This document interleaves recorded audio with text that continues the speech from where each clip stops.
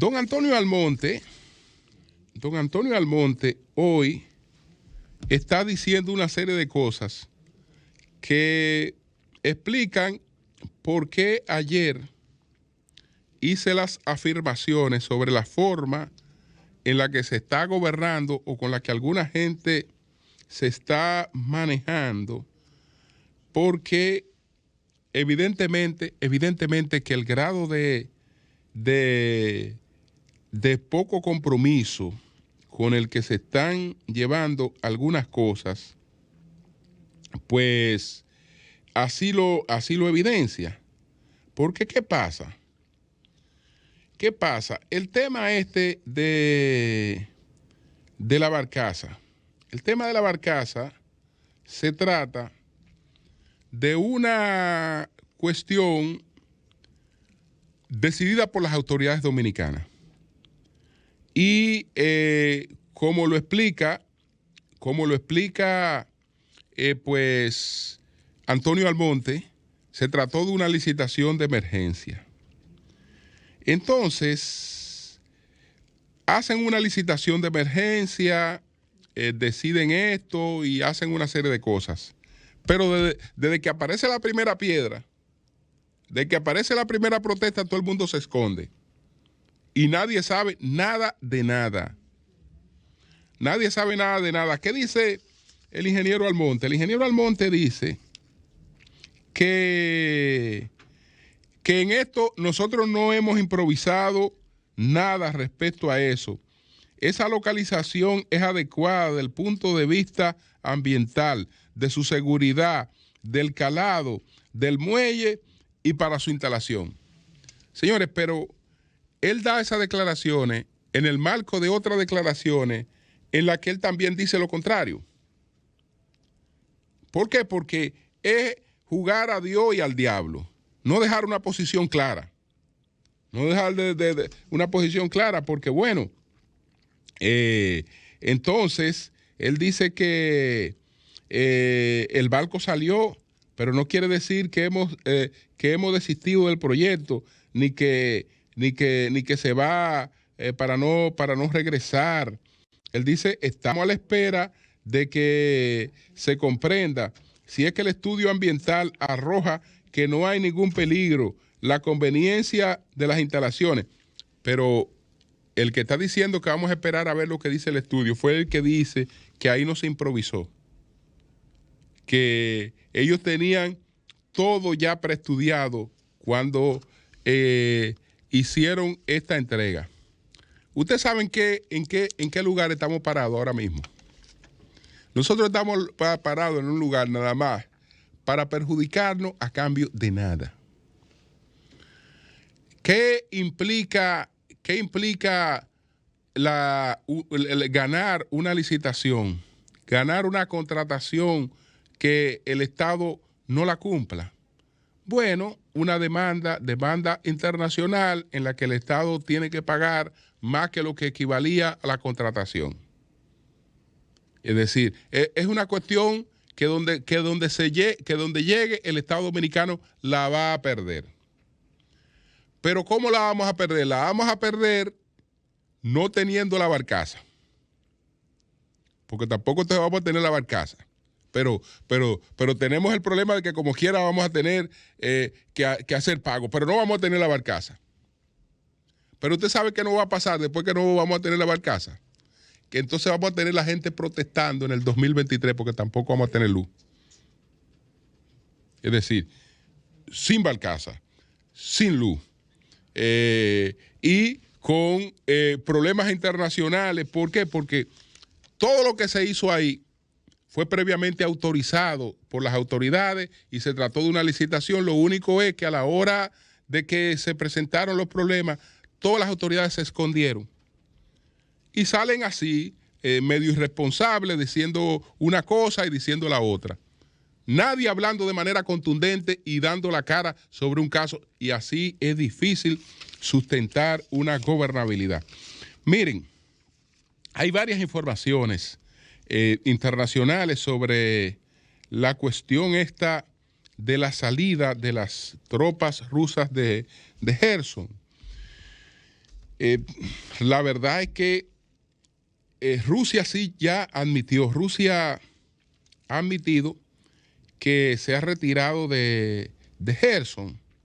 Entonces, en este asunto donde hay tantas informaciones relacionadas con esto,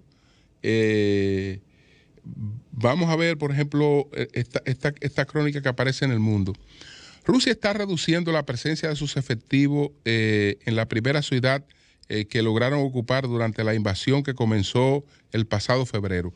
Ya incluso las cosas están más avanzadas porque ya Rusia oficialmente habló de que ha retirado sus tropas.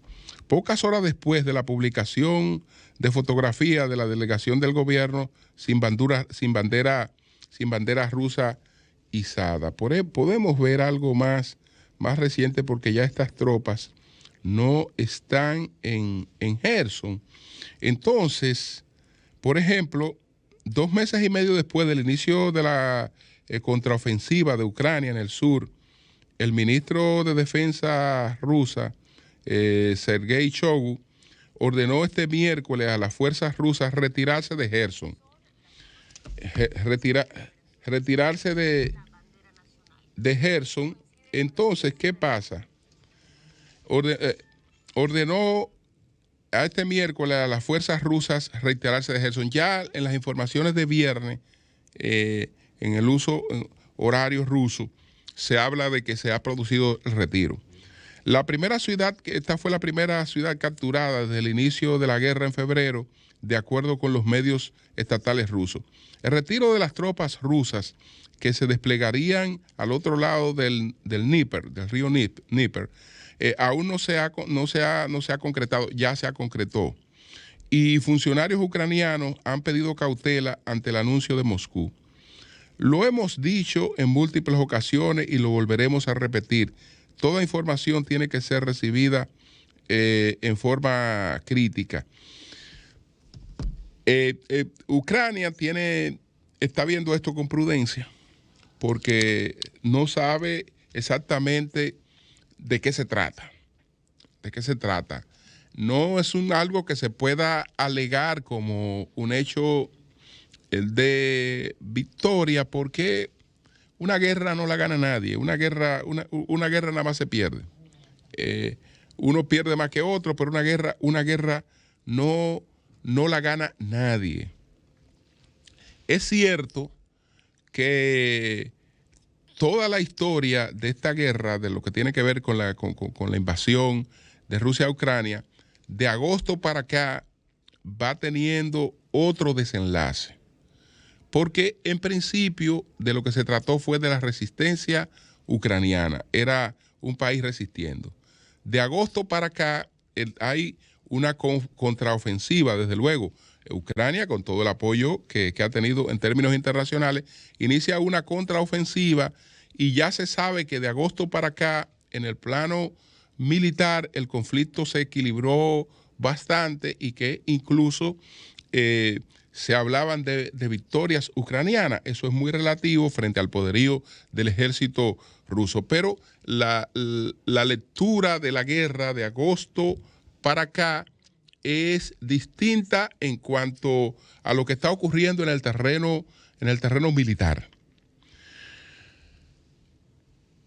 ¿Qué significa esto? ¿Qué significa esto? Un repliegue táctico. Me voy, pero vuelvo. Rusia ha reconocido que puntualmente ha estado en algunas conversaciones con Estados Unidos. Xi Jinping y el presidente de Estados Unidos tienen próximamente una cita. Sí, en el G20. Si es un repliegue táctico, de todas maneras abre el espacio para una negociación. Abre el espacio para una negociación. Putin, y yo creo que en la lectura que él ha tenido de esto, que ha estado muy asociada a su determinismo histórico, creo que debía estar consciente del principio de que un conflicto prolongado en la historia rusa siempre ha sido problemático. Por lo tanto, imagino que todos sus objetivos se trazaron para ser logrados en corto tiempo. Eso no fue posible. Eso no fue posible porque no se trató de enfrentar a un país. Por vía del país, realmente, él está enfrentando a una parte del mundo. Y ahí lo que hemos tenido es un estancamiento con muertos ucranianos y muertos rusos, ambos países desangrándose indefinidamente, sin saber hasta qué tiempo eso pueda prolongarse. Pero este elemento es importante. Es importante y ojalá que sea aprovechado, independientemente de cuál sea el objetivo de Rusia, qué es lo que esté haciendo Rusia.